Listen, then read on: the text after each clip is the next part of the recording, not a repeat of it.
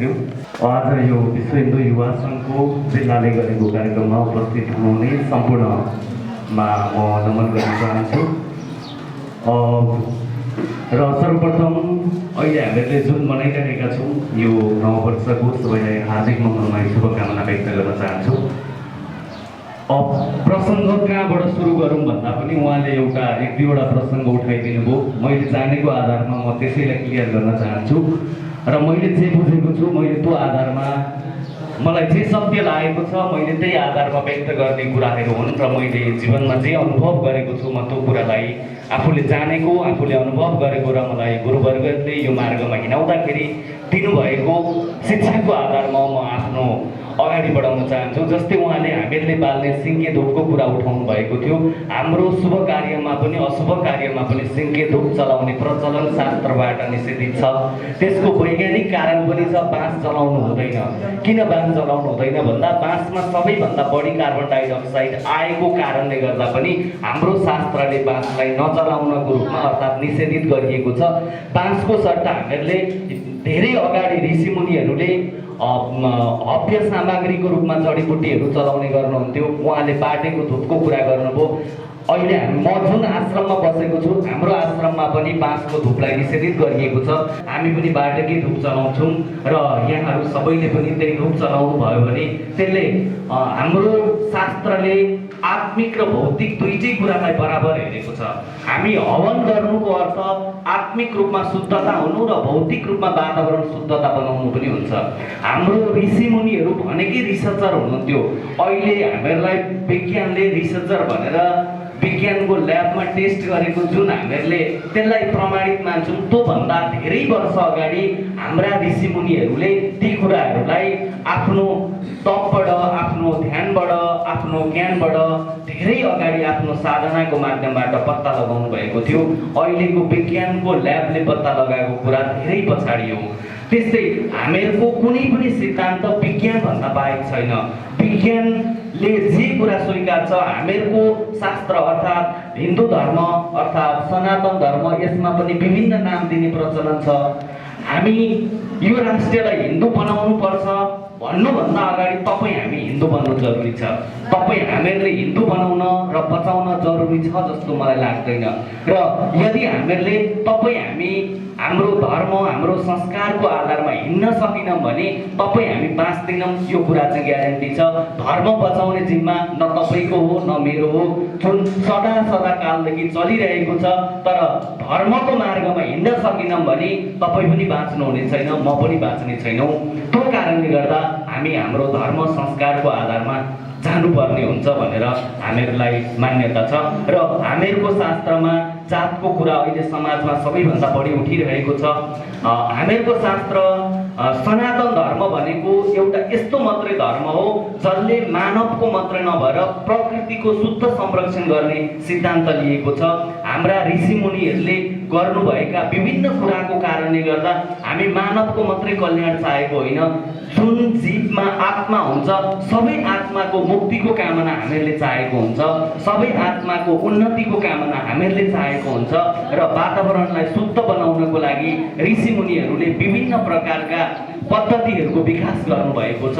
जस्तै केही उदाहरणको लागि हामी गाईलाई माताको रूपमा स्वीकार्नुको पछाडि गाईले मात्रै संसारको एउटा यस्तो जनावर हो जसले अक्सिजन लिन्छ अक्सिजन दिन्छ। गाई कराउँदा पनि वातावरण शुद्ध हुन्छ। गाईले सास फेर्दा पनि वातावरण शुद्धता हुन्छ। गौ मात्रै एउटा यस्तो जनावर हो जसले सौर्य किरण सूर्यबाट जम्मा 7वटा किरण प्राप्त हुन्छ। 7वटा किरण मध्ये एउटा सौर्य किरण जसले गाई मार्फत आफ्नो दुध मार्फत हामीहरूलाई दिन्छ। अहिले हामीहरूले जुन गाईलाई अर्थात् हामीहरूले लोकल गाई पाल्न छोडेका छौँ। धेरैले लोकल गाई भन्दाखेरि अहिले हामी कन्फ्युजनमा परिरहेका छौँ। आत्मा एउटै हुन्छ। फेरि पहिले जर्सी गाईको विरोध गरिरहेको छैन। त्यो गाई नपाल्नु भनिरहेको छैन। तर तपाईँको स्वास्थ्यको दृष्टिकोणले तपाईँले अमेरिकाको हेल्थ इन्स्टिच्युटले निकालेको एउटा रिपोर्ट हेर्नुभयो भने तपाईँले नियमित जर्सी गाईको दुध सेवन गर्नुभयो भने तपाईँलाई 20% क्यान्सर लाग्ने सम्भावना छ भनेको छ। त्यो कारणले गर्दा हामी ऋषिमुनिको परम्पराको आधारमा हामीले लोकल गाईको संरक्षण गर्नुपर्छ। म यही क्षेत्रमा बस्छु। आदरणीय ओस्टीजी जो अगाडि वक्ता हुनुहुन्थ्यो अहिले गौ संरक्षणको उहाँ अध्यक्षको रूपमा हुनुहुन्छ। हामी सँगै काम गरिरहेका छौँ त्यहाँनिर। हजुरहरू पनि आश्रममा आउन सक्नुहुन्छ र हामीहरूले लोकल गाईलाई ऋषिमुनिको पालादेखि लोकल गाईलाई नि किन संरक्षण गर्यौँ, अहिले विज्ञानले त्यही कुरा प्रमाणित गरेको छ।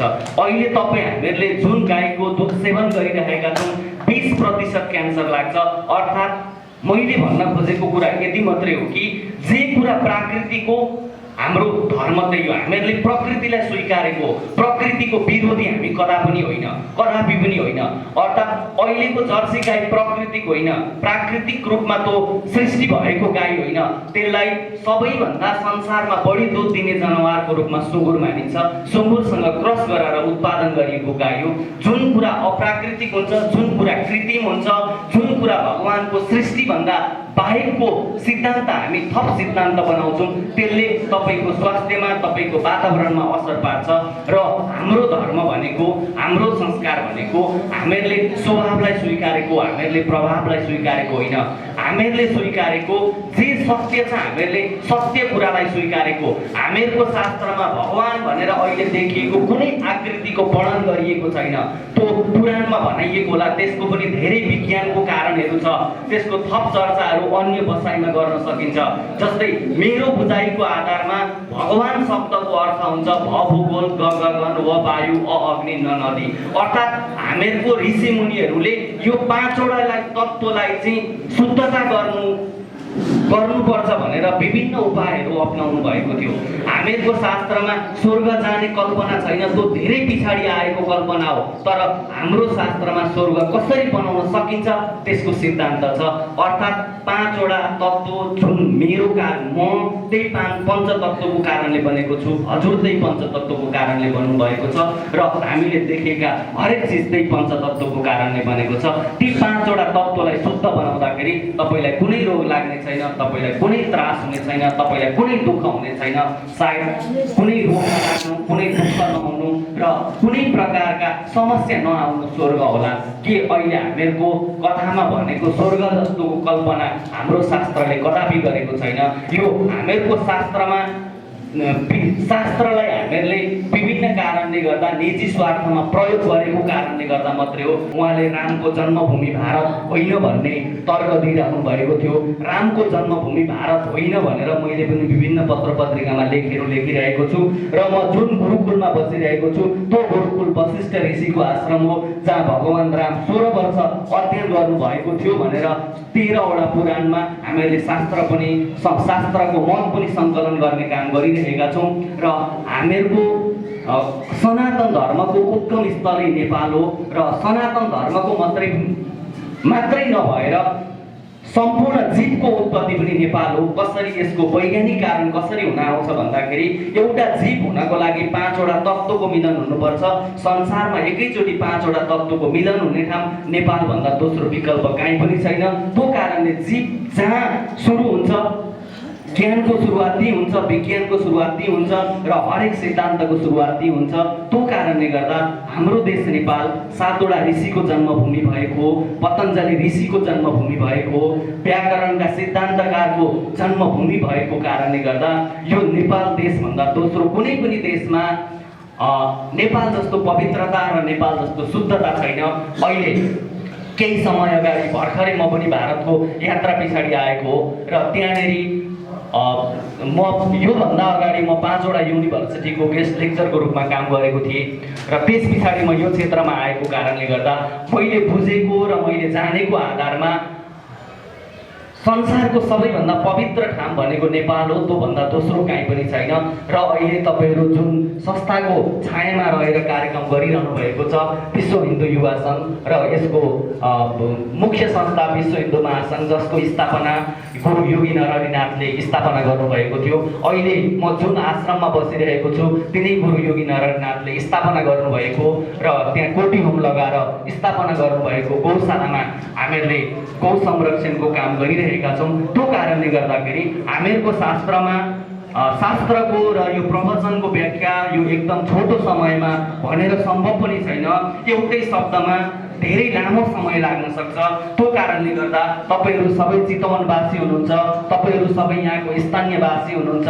म त्यही आश्रममा साधारणरत अध्ययनरत छु र मैले जानेको कुरा र मेरो अनुभव म जुनसुकै बेला सेयर गर्नको लागि तयारी रहेको कुरा पनि यही आजदेखि हामीहरूले एउटा नयाँ दिन अर्थात् 2078 को हार्दिक मङ्गलमय शुभकामना व्यक्त गर्दै र आजको दिनदेखि तपाईँ हामी सबै हाम्रो सिद्धान्त र हाम्रो संस्कार र हाम्रो संस्कृतिको आधारमा जीवन अगाडि बढाउन सकौँ भन्ने यति मात्रै सङ्कल्प गऱ्यौँ भने तपाईँ हामी सबैले यो सङ्कल्प गऱ्यौँ भने महासङ्घले जुन लिएको सिद्धान्त छ, महासङ्घको जुन अभियान छ हिन्दू राष्ट्र बनाउने अवश्य पुरा हुन्छ।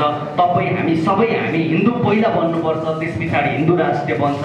नत्र हामीहरू यहाँ आएर हिन्दू भन्ने तर हिन्दू नबन्ने यो कारणले कदापि हिन्दू राष्ट्र बन्न सक्दैन। यति भन्दै आजको यो कार्यक्रमबाट म पनि उजेल पर्न चाहन्छु र पुनः यहाँहरूलाई नववर्ष 2078 को हार्दिक मङ्गलमय शुभकामना व्यक्त गर्दै म बिदा हुन चाहन्छु।